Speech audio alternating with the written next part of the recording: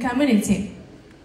با عرض احترام و ادب به شما خانمان و جنابان محترم سلام میگوییم. این لحظه در این تالار بر هوا حضور دارند نماینده های حکومت جمهوری تاجیکستان، نمایندگان سفارت هندوستان در تاجیکستان، کارمندان سمت‌های گوناگون جامعه و مهمانان دیگر از هندوستان که در تاجیکستان فعالیت کاری دارند و معرفگر فرهنگ هندوستان در تاجیکستان میباشند.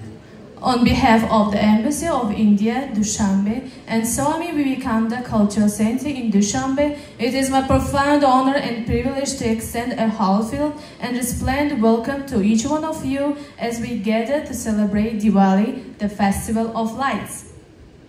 اقدام‌های سازنده و صمیمانه سفارت هندوستان در شهر دوشنبه است که امروز با یک فرهمندی همه در این تالار جمع آمده ایم و جشن دیوالی یعنی جشن چراغ‌ها را با یک شکوه تازه استقبال می‌گیریم.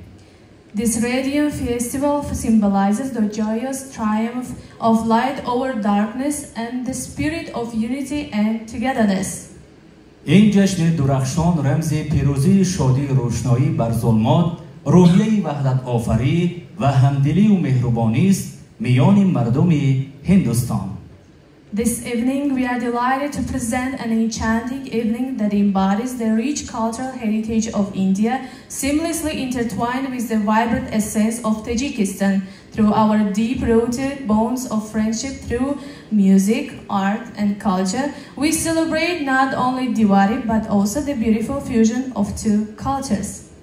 این لحظه ما با کمال خوشنودی شام جالبی را پیشکش می‌نماییم که میراث غنی فرهنگی هندوستان را تجسم می‌کند که جزئیات‌های آن از جهت محتوا به فرهنگ تاجیکستان به هم پیوسته است. پیوندی فرهنگ‌های هندوستان و تاجیکستان توسط موسیقی، صنعت و فرهنگ میباشد، زیرا